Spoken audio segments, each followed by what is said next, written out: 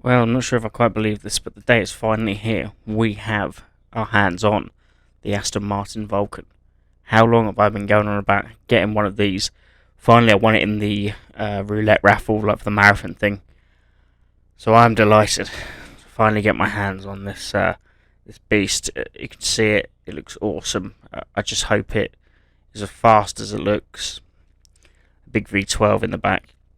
Now there are some upgrades actually available for this, so I'm hoping what we can purchase we will. So we got the supercharger, we can get the high end one, and the intercooler. So we're going to add a few bits to this.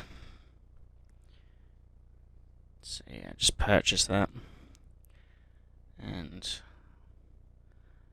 the turbocharger, the intercooler, yes, nitrous as well. I think might be available on the next page. Yeah, I know the ceramic brakes are available. That's even better, as well as the nitrous. Okay. Now we're going to take it, of course, for our trademark trip around the Nurburgring. Purchase some softs as well. We're going to absolutely go for this. I wonder, I don't even know where this could be. It could be high up, it could be low down on our ranking boards. It depends on how it handles and how we go around the Nurburg. So let's get it started. Here we go. Sounds absolutely exquisite. 3.3 million credits this cost. Absolutely wiped me out. But it's absolutely worth it. For sure. Handles. Okay, that wasn't too bad. Not as fast as some of the racing cars that we've driven around here, I don't think.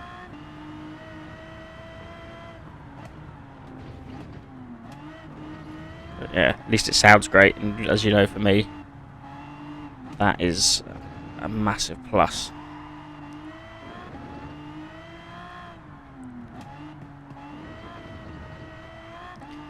Yeah, so yeah, if you want to see something go around here, the subscriber requested video, make sure you hit the subscribe button. Drop us a comment. Have you got the Vulcan? What do you think of it? A few corners in, I'm not overly impressed, in truth. But I'll definitely keep it because it could be quite handy for other missions and things. Not missions, but the story mode for new books and things like that. So we'll keep it, but it does seem a bit of a handful. Yeah, I can't say. I'm a massive fan. I do quite like it though. I think I've got to get used to it. This is actually the first time I've ever driven it. Around here, it's the first time I've driven it anywhere actually, but yeah, it's okay. Is it worth 3.3 million and the wait to kind of win the invitation? I'm not sure if you ask me. But yeah, it's still okay. It's a pleasant experience. Just not as fast as I thought it'd be. And what was the other thing? Yeah, I wanted to touch on the video yesterday where I took around here. Can't remember the car anyway. Oh yeah, it's a Red Bull. I said about Formula 1 and the potential of a breakaway series being on the horizon. Now, every few years, this story, I wouldn't say a story, but there's kind of always a threat of a breakaway series in some form. I mean, the closest in my lifetime following F1 probably was 2009, right? And there was the whole Concord Agreement thing where all the teams in unison. And the Formula 1 come very close to, well, being split basically. The top teams were all going to basically go off and do their own thing. There's certain things they weren't happy about, and then I think at the 11th hour, things got things like were agreed. A few teams were sort of pushed aside, and then so everybody signed the agreement, and the breakaway was sort of scrapped. And again, it came up again in a few years back, I mean, Ferrari weren't happy with something, and they said they were going to start their own series, and on the grass.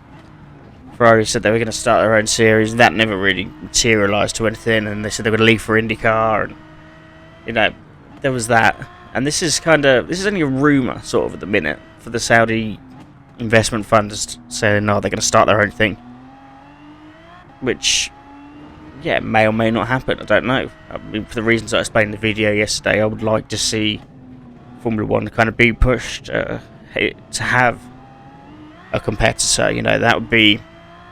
That for us would be awesome. Especially, as you know me, I want the bigger engines and want a good sound. That could possibly bring that. But would it happen? I don't know. I wanted to touch on as well. I said yesterday that a big name driver, a Verstappen, or any one of the big stars that are at the top, I doubt they would leave for a Saudi-backed series like they've done in golf. Like a lot of the top players have left. In motor racing, they've probably all got money. They're not going to be swayed by that. Formula One will still be the top dog, and I think, I mean, I don't see anyone in their peak moving over, to be honest, if it happened. But I could see a manufacturer or two doing it, which then people could sort of be swayed, or they would have, maybe they would have a team in Formula One and a team in this Saudi series. I don't know, but I could definitely see a manufacturer, a new manufacturer coming in, maybe choosing that instead. People leaving Formula One to go and join this if there were better benefits for them. Who really knows? But I definitely couldn't see a driver. Tracks in Dinslable. Tracks wise, I mean, a lot of them, Formula One's kind of signed a lot of these circuits up for big contracts. I mean, so some of them have got 10-year deals. Silverstone was signed up a few years back. It was on like 15. Was it like a 20-year contract? Now, what the Saudi investment fund would look to do would probably say, okay, these circuits are all sort of taken. They'd probably pull out of hosting a Grand Prix, which they do now. The Corniche circuit in Jeddah, quite a nice track, mad.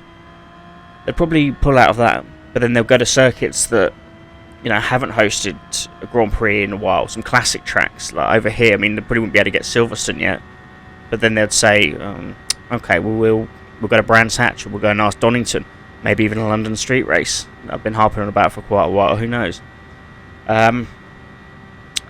They'd probably look to eventually steal the crown jewels of races. Say something like Monaco, although I think that's got quite a hefty contract. But when that runs out, they'd probably be interested in that.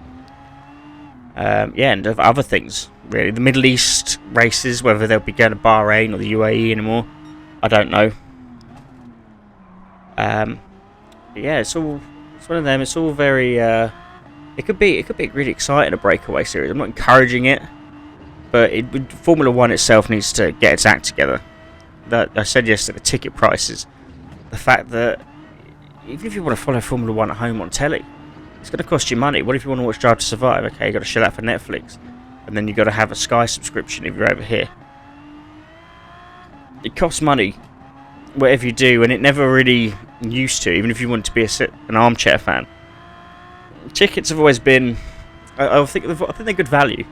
I think going to a race is something all fans should do at least once. I'm a veteran of nearly 20 Grand Prix I've been to live now, and it's definitely something everybody has to do. But it's just they're being priced out of the market for something which shouldn't cost as much. I think £300 per person is reasonable for a 3-day ticket. That for me is fine. Most people probably save up all year to go to Silverstone and buy their merch and everything. But for me, that's okay. But now, I mean, I was looking at the grandstand price, £600. £600 for 3 days. It's just not worth it. Sorry, it's not. But we'll see. We'll see what happens with that. As I say, it's kind of the Drive to Survive hasn't helped that. Yes, it's boosted the sport's popularity. If you want to look at the Vegas prices for the race in Vegas, no casual fan's going to be able to afford that. The average working man will not be able to afford some of the packages on offer in Vegas. they're a joke. Same in Miami this year. Somebody said like just for a roaming ticket it's like $1,000 US. People don't have that. The normal person does not have that sort of money. So yeah, that's taking it away from the casual for sure. And even the hardcore fan. Anyway, we're back to the Vulcan. That's that rant over. Sorry, it went on a bit too long. Is this car... The thing about this car is it's unique because... Oh no, these are horrible 2 laps. It's still nowhere near. Even if I've had bad laps in some of the other cars, but a lot similar to this. But yeah, they've just been a bit faster. I don't know what it is with this. It seems too heavy. I don't really want to risk going flat out in some of the corners because it's gonna, you know, go out of control. Like even there, that seemed like hard work. So yeah, the pros and cons for the Aston Martin Vulcan. Pro sound, pro looks, con speed, con handling, con price, con it's difficult to obtain. It's just luck really whether you have it. And if you might have, everybody should have 3 million credits. They can sell all the cars that they won before. If they wanted to get this, but yeah, I think I'll keep it. But I did sell quite a few cars in order to get the 3.3 million credits. The handling, yeah, it's a shame we can't do a weight reduction there, because that might improve the handling a little bit. But like compared to like the McLaren, the Red Bull that we've taken around here, go check them videos out because they handled well. The Red Bull certainly stuck to the track.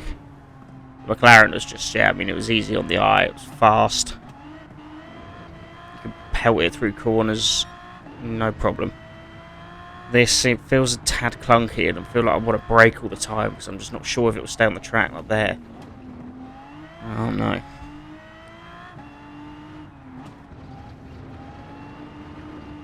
And this is with the upgrades, well, I've got the nitrous. But yeah, it just feels like it's lacking something, this for me.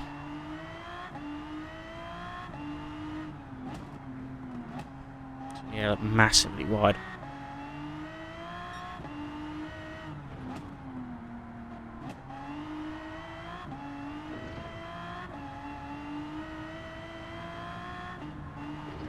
So we can bring it through here. Still feels just really, really awkward.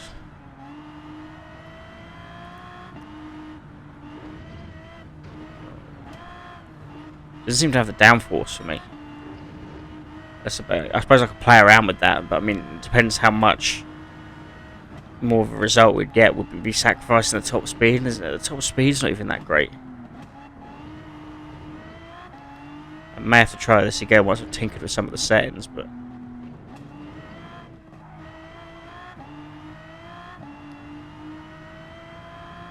So coming up hopefully towards the end of the lap now. Just want this done, I think. Doesn't want to turn in for me.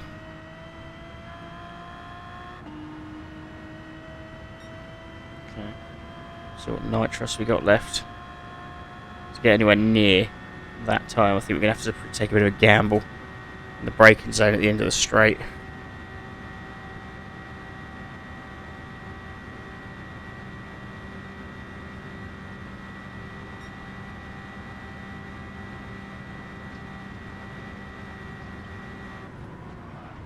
With the gamble, still not anywhere near our previous time in the ghost car from before. Yeah.